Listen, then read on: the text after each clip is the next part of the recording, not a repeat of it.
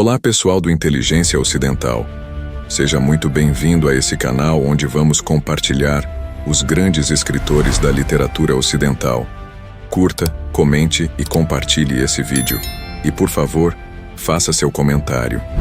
Neste episódio, vamos continuar com a crítica do historiador Paul Johnson sobre a vida e a obra de Karl Marx.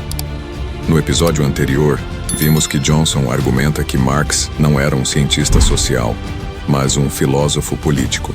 O historiador britânico Paul Johnson, em seu livro Os Intelectuais, apresenta uma visão crítica de Karl Marx. Johnson argumenta que Marx foi um intelectual fraudulento, que não se baseou em fatos, mas em ideologia. Johnson afirma que Marx não era um cientista social, mas um filósofo político.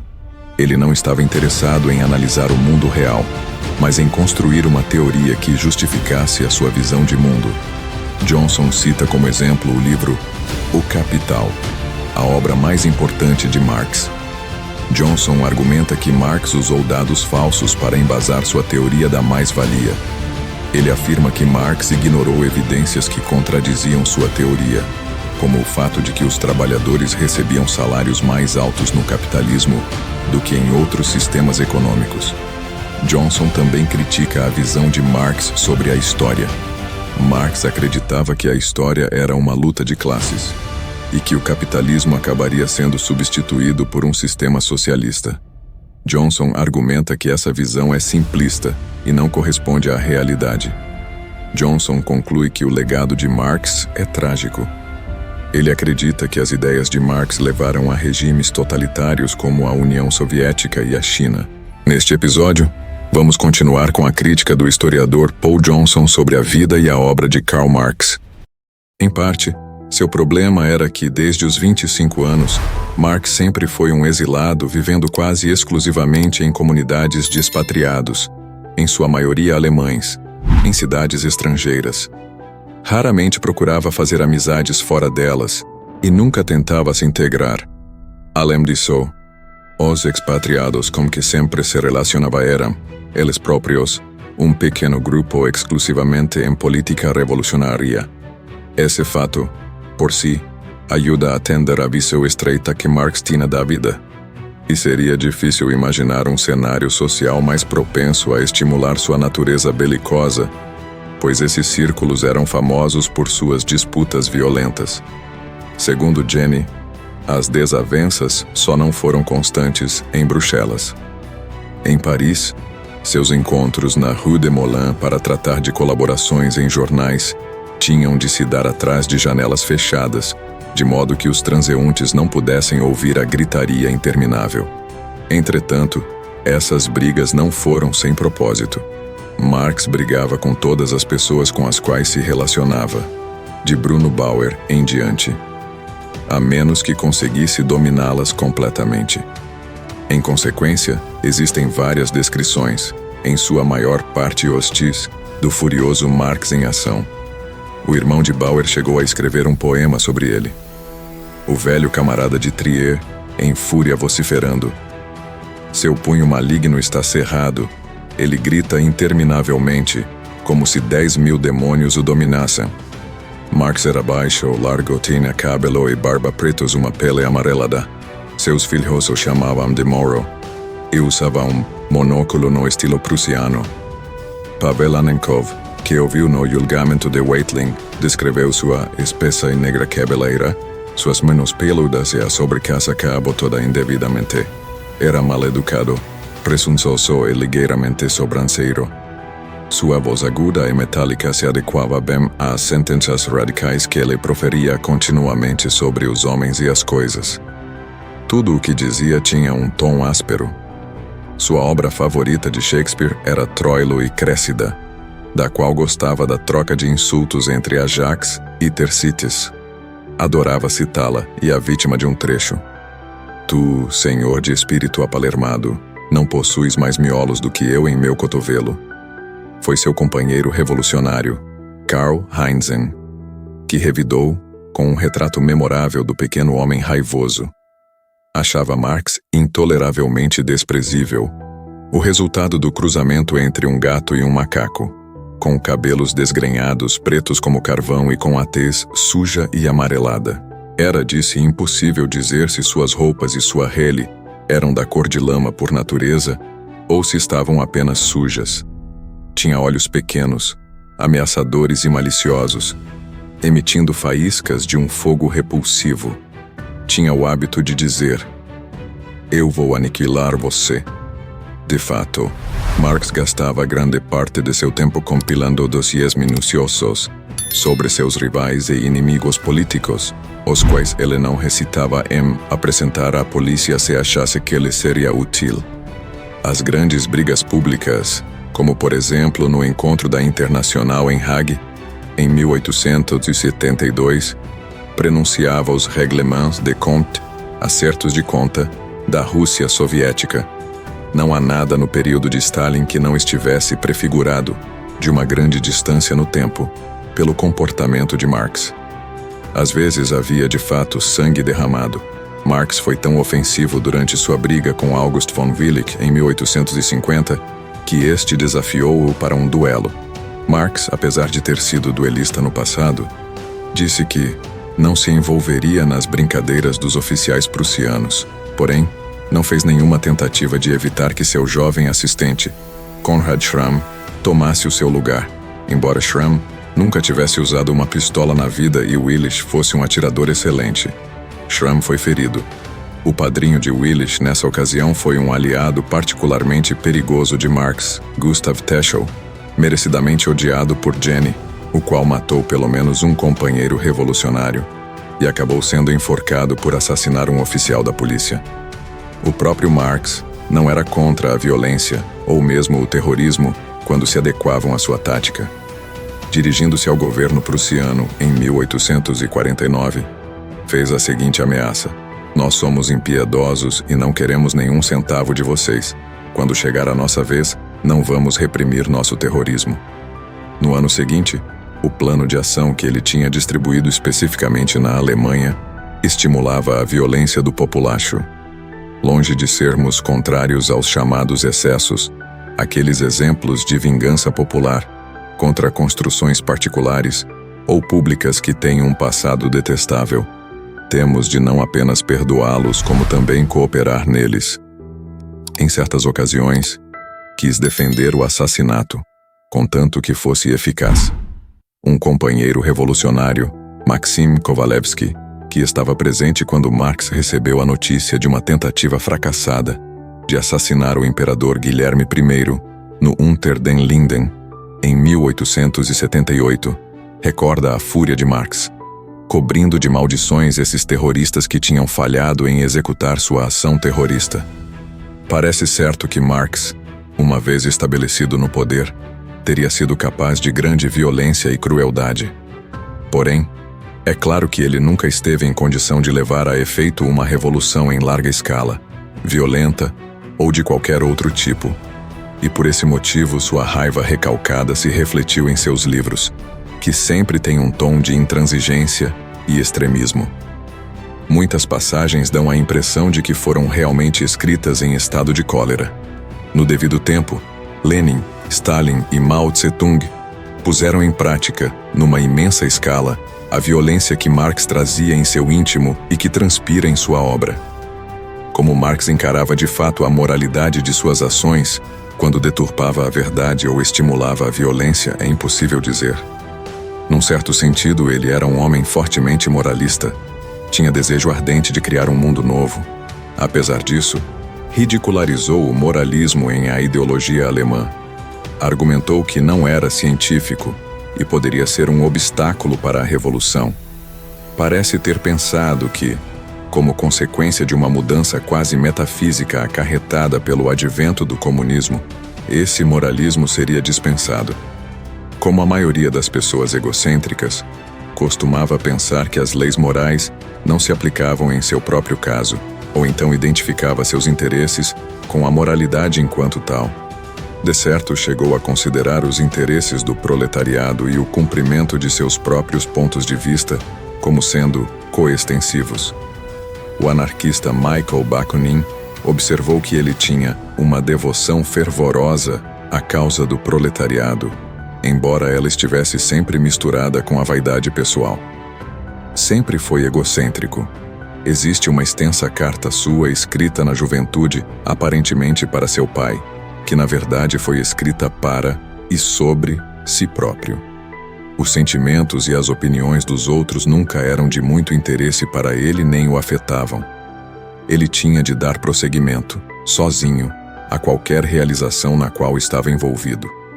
De seu trabalho de editor do jornal Neue Rheinische Zeitung, Engels observou: a organização do quadro de pessoal ligado à editoria era uma verdadeira ditadura de Marx.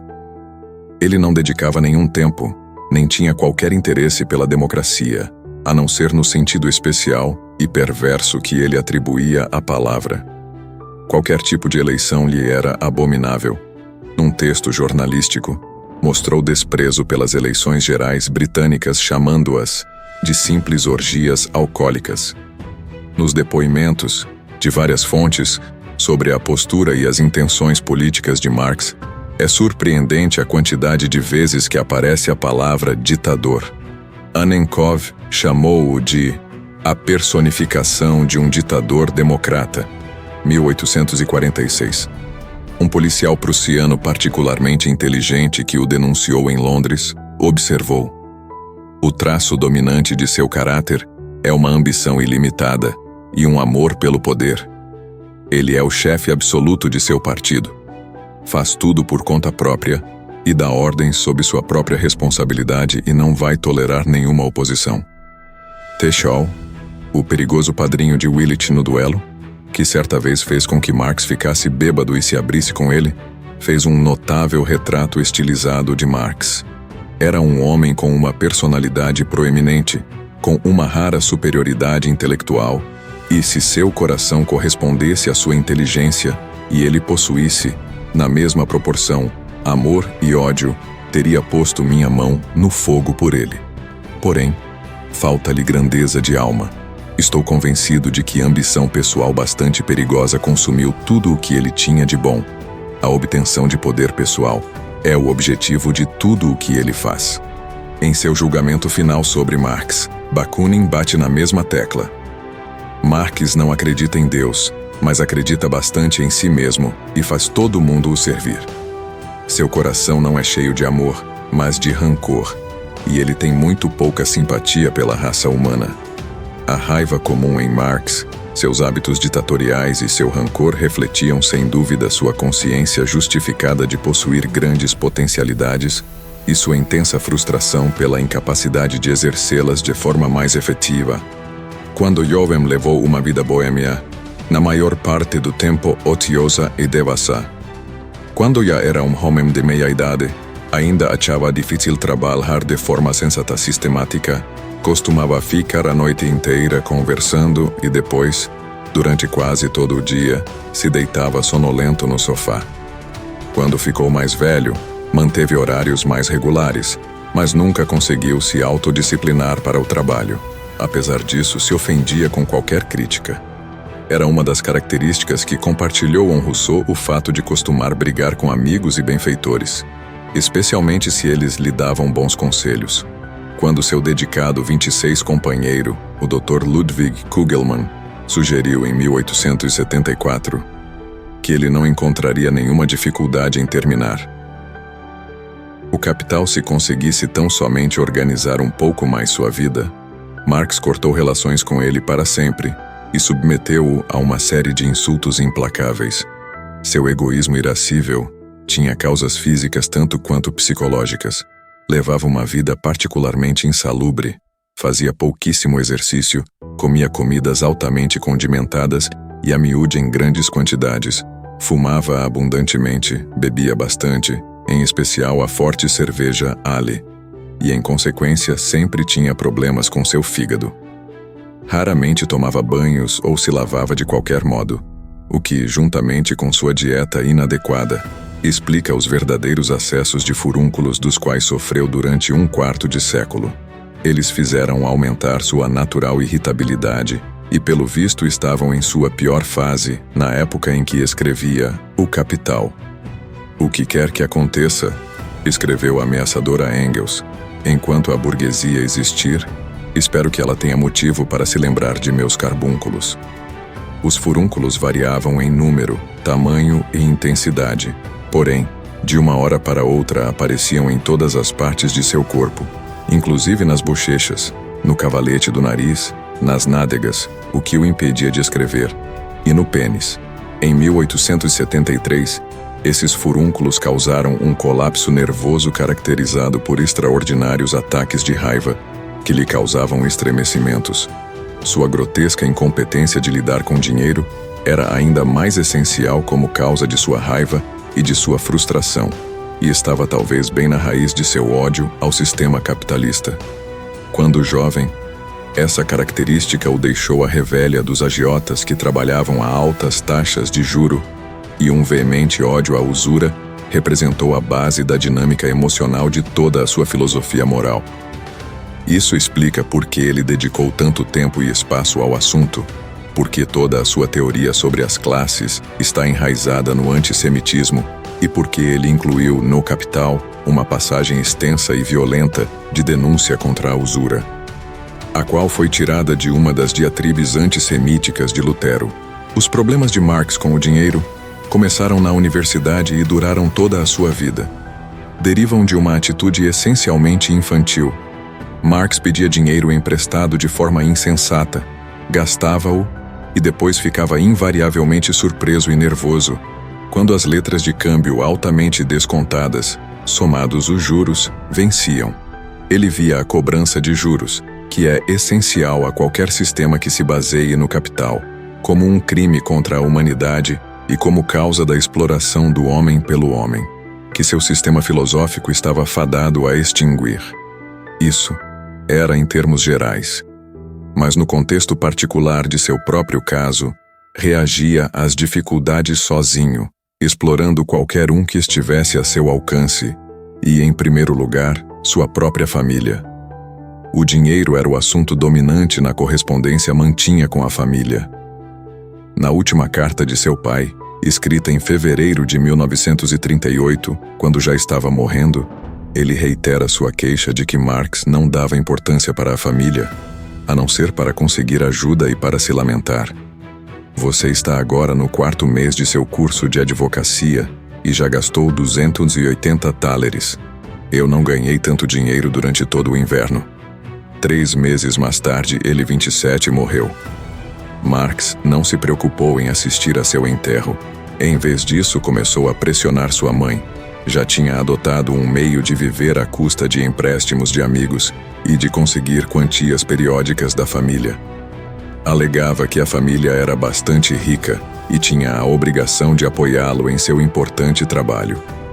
A não ser no caso de sua atividade jornalística ocasional, cujo propósito era muito mais fazer política do que ganhar dinheiro, Marx nunca procurou seriamente arranjar um emprego, embora certa vez tenha concorrido, em Londres, em setembro de 1862, ao cargo de escrivão ferroviário, tendo sido rejeitado por ter uma caligrafia muito ruim. A falta de vontade de Marx de procurar uma profissão parece ter sido a razão principal pela qual sua família se mostrava indiferente a seus pedidos de esmola. Sua mãe não apenas recusou pagar suas dívidas, acreditando que logo ele se endividaria outra vez, mas acabou por deserdá-lo completamente. Daí em diante, suas relações passaram a ser mínimas. Atribui-se a ela o desejo mordaz de que Karl acumulasse capital em vez de apenas escrever sobre ele. Ainda assim, de um modo ou de outro, Marx teve direito, por herança, a quantias de dinheiro consideráveis. A morte do pai lhe rendeu 6.000 francos de ouro, dos quais gastou uma parte provendo de armas os trabalhadores belgas. A morte da mãe, em 1856, lhe rendeu menos do que esperava, mas isso se deveu ao fato de que ele tinha antecipado o pagamento da herança ao pedir emprestado a seu tio Philips. Recebeu também uma grande quantia do espólio de Wilhelm Wolff, em 1864. Outras quantias vieram por intermédio de sua esposa e da família dela. Ela também trouxe, como parte de seu dote, um serviço de jantar de prata com o brasão de seus antepassados de Argyll, um faqueiro timbrado e roupa de cama. No espaço de tempo entre o recebimento dessas quantias, eles ganharam dinheiro o bastante, que foi investido com sensatez para garantir uma vida confortável. E em nenhum momento sua renda bruta esteve a menos de 200 libras por ano, ou seja, 3 vezes o salário médio de um trabalhador especializado. Porém, nem o próprio Marks, nem Jenny, tinham nenhum interesse por dinheiro exceto no que dizia respeito a gastá-lo. Heranças, empréstimos transformaram-se do mesmo modo em ninharia, e eles nunca experimentaram uma situação de aumento de renda por muito tempo. Na verdade, sempre estavam endividados, e geralmente devendo uma grande quantia, e o serviço de jantar de prata, com frequência, ia para a mão dos agiotas, junto com muitas outras coisas, inclusive a roupa da família. Numa ocasião, Marks estava prestes a desistir de sua casa conservando um par de calças. A família de Jenny, assim como a própria família de Marks, se recusou a dar maiores ajudas a um genro que considerava como sendo ocioso e imprudente. Em março de 1851, escrevendo a Engels para anunciar o nascimento de uma filha, Marx se queixou: "Não tenho literalmente nenhum centavo em casa." Por essa época, é claro, Engels era a mais recente vítima da exploração. Desde meados da década de 1840, quando se encontraram pela primeira vez, até a morte de Marx, Engels foi a maior fonte de renda da família Marx. É provável que ele tenha cedido mais da metade de tudo o que ganhou. Porém, é impossível se computar o total, pois durante um quarto de século Engels forneceu quantias de dinheiro irregulares, acreditando nas promessas de Marx de que sua situação logo estaria ajeitada, visto que estava para chegar à 60ª doação. O relacionamento se baseava na exploração por parte de Marx e era completamente desigual, já que ele era sempre o parceiro que dominava e às vezes oprimia. Apesar disso, de um modo curioso, cada um precisava do outro, como um par de comediantes teatrais num número a 2, incapazes de representar separados, resmungando a toda hora, mas sempre mantendo-se unidos no final. A parceria quase se desfez em 1863, quando Engels sentiu que a mendicância insensível de Marx tinha ido longe demais. Engels tinha 2 casas em Manchester, uma para receber pessoas relacionadas com seus negócios e a outra para sua amante, Mary Burns. Quando ela morreu, Engels ficou profundamente triste. Ficou furioso de receber de Marx uma carta insensível, datada de 6 de janeiro de 1863, em que reconhece sua perda com brevidade e então, imediatamente, recai no assunto mais importante: um pedido de dinheiro. Não há nada que ilustre melhor o indissolúvel egocentrismo de Marx.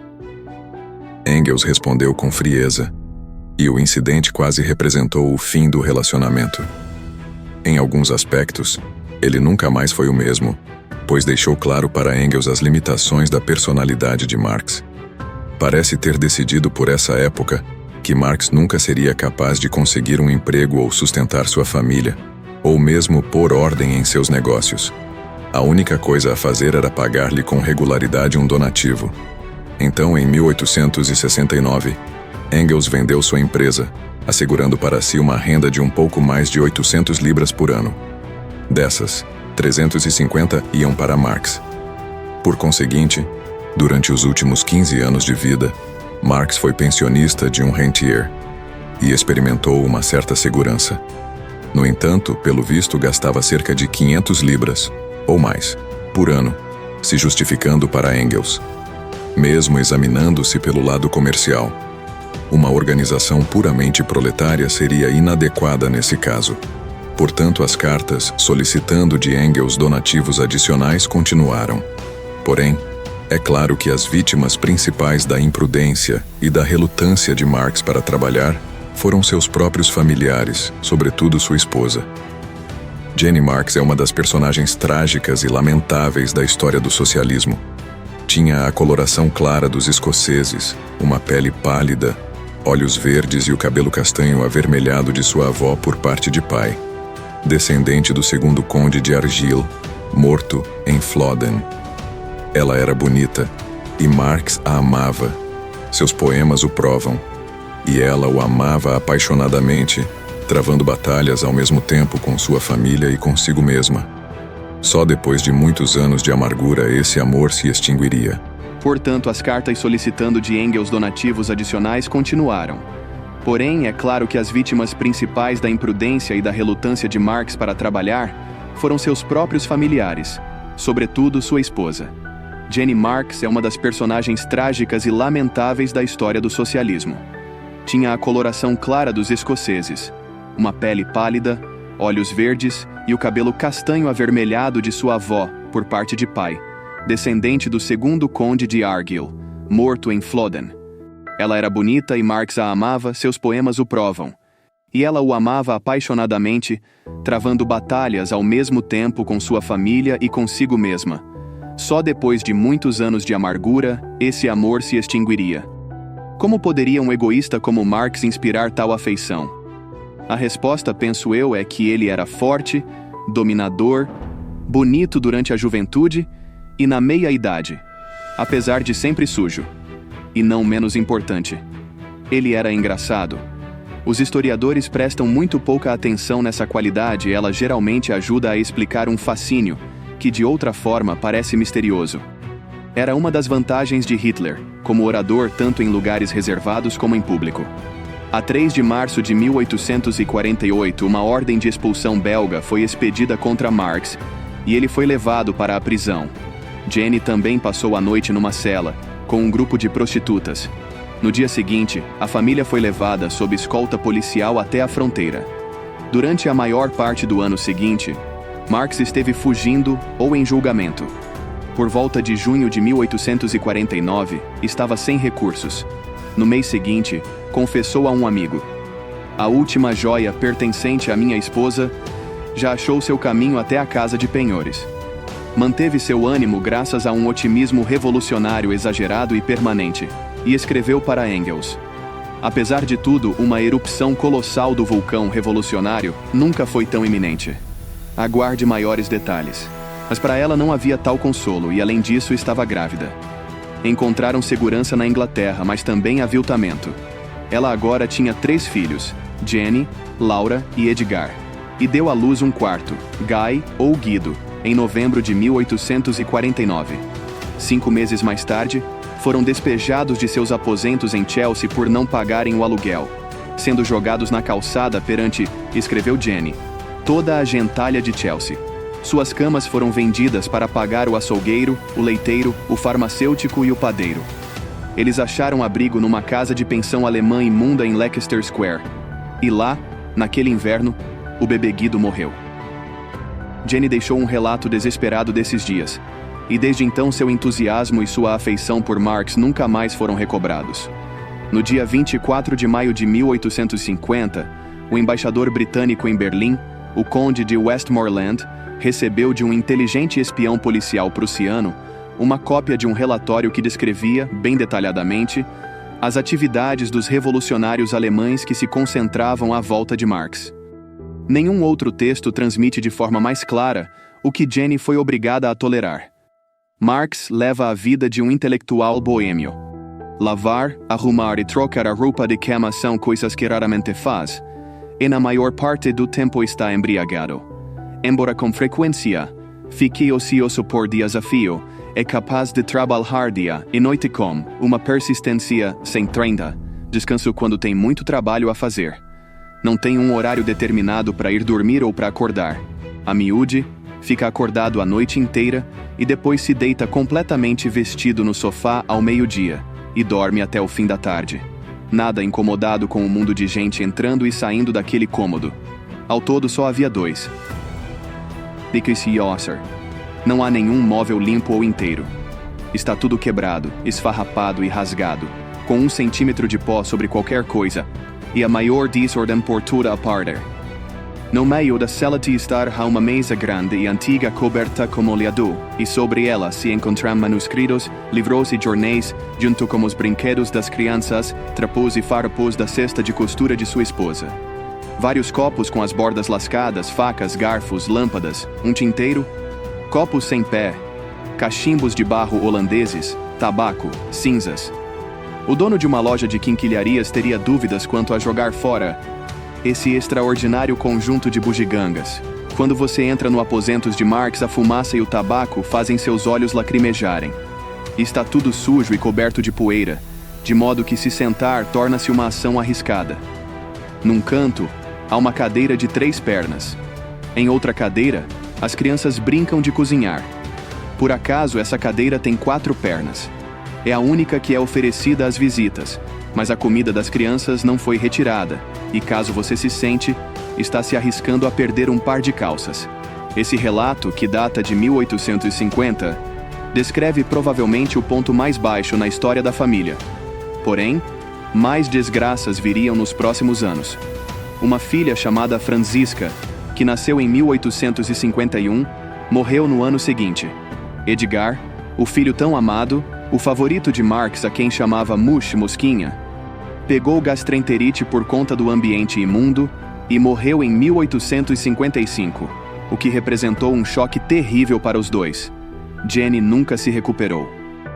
Todo dia, escreveu Marx, minha esposa me diz que gostaria de estar no túmulo.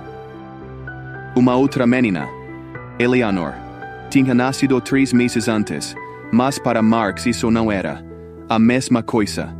Ele sempre quis filhos homens e agora não tinha nenhum. As garotas eram insignificantes para ele, a não ser como auxiliares de escreventes. Em 1860, Jenny pegou varíola e perdeu o que restava de sua beleza. Desde então até sua morte em 1881, ela definhou devagar e ficou em segundo plano na vida de Marx, tornando-se uma mulher cansada e desiludida, que se contentava com pequenas caridades, a devolução de sua prataria, uma casa própria, etc. Em 1856, graças a Engels, a família pôde se mudar de Soho para uma casa alugada, o número 9 da Grafton Terrace em Haverstock Hill. 9 anos mais tarde, outra vez graças a Engels, conseguiram uma casa muito melhor, em Premier Maitland Park Road. Dessa época em diante, nunca mais deixaram de ter no mínimo 2 criados. Marx passou a ler o jornal The Times toda manhã. Foi eleito para o conselho da paróquia local. Nos domingos de sol, levava a família para passear, com todo o aparato, até Hampstead Heath, ela próprio caminhando à frente. A esposa, as filhas e os amigos atrás. Porém, o emburguesamento de Marx deu lugar a uma nova forma de exploração, dessa vez de suas filhas. Todas as 3 eram inteligentes. Pode-se ter pensado que, para compensar a infância desassossegada e empobrecida que elas suportaram por serem filhas de um revolucionário, 31 ele teria pelo menos obedecido à lógica de seu radicalismo e as encorajado a ter profissões. Se na verdade ele negou a elas uma educação satisfatória, não permitiu que tivessem nenhuma instrução e proibiu peremptoriamente que ingressassem em profissões. Como Eleanor, a que mais o amava, disse a Olive Schreiner: por muito tempo, os anos de miséria representaram uma sombra entre nós. Em vez disso, as garotas foram mantidas em casa, aprendendo a tocar piano e a pintar aquarelas, como as filhas dos negociantes. Enquanto elas cresciam, Marx ainda participava de vez em quando de bebedeiras com os amigos revolucionários. Porém, segundo Wilhelm Liebknecht, não permitia que eles cantassem canções indecentes em sua casa, pois as meninas podiam ouvir. Mais tarde, desaprovou os pretendentes das filas que faziam parte de seu próprio ambiente revolucionário. Não podia, ou não conseguiu, evitar que se casassem, porém dificultou as coisas, e o fado de ter sido contradeixou Marx. Chamava o marido de Laura Paul Lafargue, que tinha vindo de Cuba e possuía algum sangue negro, de negrilho ou o gorila. Também não gostava de Charles Longuet, que se casou com Jenny. Na sua opinião, seus 2 genros eram idiotas. Longuet é o último dos prudonistas e Lafargue é o último dos bakuninistas, danem-se os 2. Eleanor, a mais nova, foi a que mais sofreu com a oposição do pai, a que as filhas seguissem profissões e sua hostilidade em relação aos pretendentes. Ela tinha sido criada para ver o homem, ou seja, seu pai, como sendo o centro do universo. Talvez não seja tão surpreendente o fato de ela ter se apaixonado por um homem ainda mais egocêntrico que seu pai. Edward A. Velling, um escritor com pretensões de tornar-se um político de esquerda, era um galanteador e um parasita que tinha se especializado em seduzir atrizes. Eleanor queria ser atriz, e por isso foi uma vítima natural. Por uma pequena e mordaz ironia da história. Ele, Eleanor e George Bernard Shaw fizeram parte em Londres da primeira leitura privada do brilhante libelo de Ibsen, A Favor da Liberdade da Mulher, Casa de Bonecas, no qual Eleanor fez o papel de Nora.